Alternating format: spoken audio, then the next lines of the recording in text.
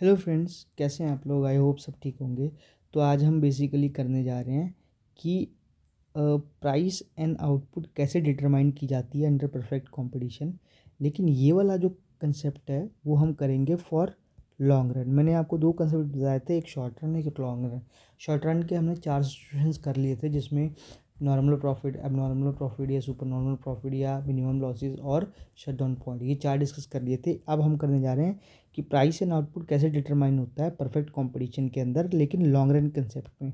तो long run concept में सिर्फ एक सिचुएशन होती है जिसको हम बोलते हैं नॉर्मल प्रॉफिट। ठीक है, नॉर्मल प्रॉफिट ही होता है लॉन्ग रन में, जिसका मतलब होता है कि long run average cost is equal to average revenue. ठीक है, या फिर ठीक है, so long run average cost is equal to long average revenue. ये कैसे होता है, ठीक है, क्यों एक कंपनी सिर्फ नॉर्मल प्रॉफिट ही अर्न करती है परफेक्ट कंपटीशन के अंदर, जब हम प्राइस एंड आउटपुट डिटरमाइन करते हैं, क्यों वो सुपर नॉर्मल प्रॉफिट नहीं अर्न करती लॉन्ग रन के अंदर, क्यों वो मिनिमम लॉसेस नहीं अर्न करती लॉन्ग रन के अंदर, क्यों सिर्फ सुपर नॉर्मल प्रॉफिट ही या नॉर्मल प्रॉफिट ही अर्न करती है। ठीक है, तो इसका बहुत ही डिटेल आंसर है, पर मैं आपको एक चीज़ सिंपल से समझाता हूँ। ठीक है, ध्यान से समझना ये चीज़। ठीक है, 3 सिचुएशंस को हमने डिस्कस किया था ना। तो इसमें क्या था, पहला सुपर नॉर्मल प्रॉफिट।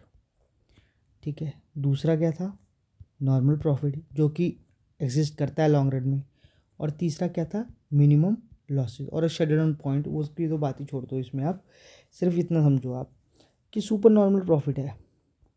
ठीक है, इसका मतलब क्या है कि कंपनी का जो एवरेज रेवेन्यू है वो ज़्यादा है एवरेज कॉस्ट से, मतलब कंपनी का प्रॉफिट ज़्यादा है उसके मतलब उसके खर्चे से।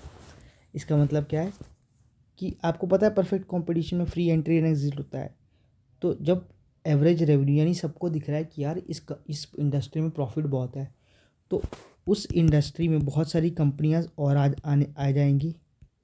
ठीक है, और आ जाएंगी, जिसकी वजह से इसमें क्या होगा, इसकी जो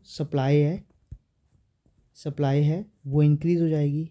मैं बहुत ही रॉ ढंग से बता रहा हूँ आपको। एक एक और वीडियो लेक्चर में बनाऊँगा जिसमें आपको मैं पूरा एकेडमिक वे से या पूरा रिटन फॉर्मेट या उसका नोट्स वगैरह लेके बनाऊँगा। लेकिन ये मैं आपको रॉ इसलिए बता रहा हूँ ताकि आपको सिर्फ समझ में आ जाए कंसेप्ट की है क्या। ठीक है, डीप स्टडी नहीं करनी पड़े, इसीलिए ये डायग्रामेटिक लेक्चर्स चल रहे हैं यहाँ पे। ठीक है, सो सप्लाई जब और कंपनियां आ गई एक फॉर्म के अंदर, तो सप्लाई इंक्रीज़ हो गया। जैसे ही सप्लाई इंक्रीज़ हुआ, अब आपको पता है सप्लाई और प्राइस का क्या कंसेप्ट होता है। किसी भी चीज़ की अगर सप्लाई इंक्रीज़ हो जाए, ठीक है, और डिमांड उतनी रहे, तो अगर सप्लाई ज़्यादा है डिमांड से तो प्राइस पे क्या इफेक्ट पड़ता है, प्राइस हो जाता है कम। प्राइस मतलब प्रॉफिट कम हो गया यहाँ पे। तो जहाँ पे वो company super normal profit earn कर रही थी, वो प्रॉफिट कम हो जाएगा तो किस पे आ जाएगी, वो नॉर्मल प्रॉफिट पे। In long run, normal profit in long run. ठीक है, आ गई ना दोबारा लॉन्ग रन पे, ये नॉर्मल प्रॉफिट पे। ये तो हो गई सुपर नॉर्मल प्रॉफिट की बात। मान लीजिए मिनिमम लॉसेस है, इसका सिचुएशन आपको ऑन कर देता हूँ। मिनिमम लॉसेस है कंपनी के अंदर। ठीक है, मिनिमम लॉसेस है, ये ग्रुप ऑफ कंपनीज है। यहाँ पे लॉसेस हो रहे हैं, कंपनी ठीक से चल ही नहीं पा रही किसी की। तो क्या होगा, कई सारे लोग कंपनी छोड़ देंगे, इंडस्ट्री छोड़ देंगे, कुछ और काम करने लग जाएंगे। छोड़ दी, जहाँ पहले 50 थी वहाँ अब 10 ही रहेगी। ठीक है, कंपनियाँ कम होगी, इसका मतलब जो इनका सप्लाई है, जो इंडस्ट्री का सप्लाई था वो फॉल हो गया। सप्लाई गिर गया, डिमांड उतनी की उतनी रही। तो सप्लाई फॉल, डिमांड कांस्टेंट रही। उससे क्या होता है कि supply is less than demand ज़्यादा है, उससे क्या होगा, प्राइस इंक्रीज़ हो गया। प्राइस इंक्रीज़ होने का मतलब क्या है कि एवरेज रेवेन्यू इंक्रीज़ हो गया। एवरेज रेवेन्यू का मतलब क्या है कि जब ये मिनिमम लॉसेस इनकर कर रहे थे, अब किस पे चले जाएंगे,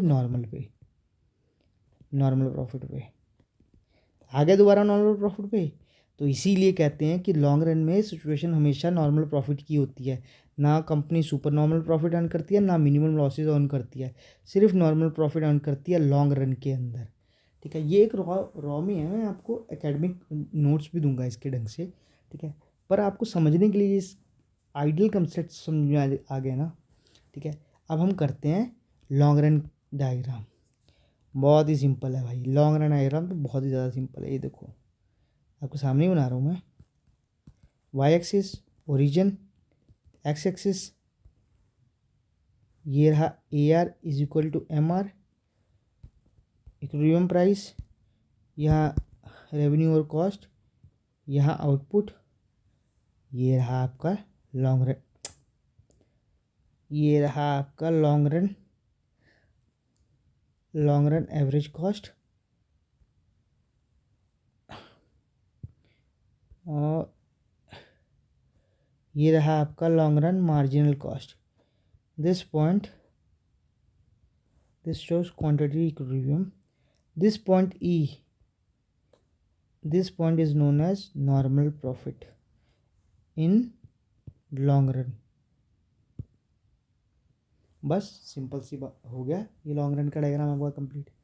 ठीक है, so this was the normal profit under the price and output determination under perfect competition.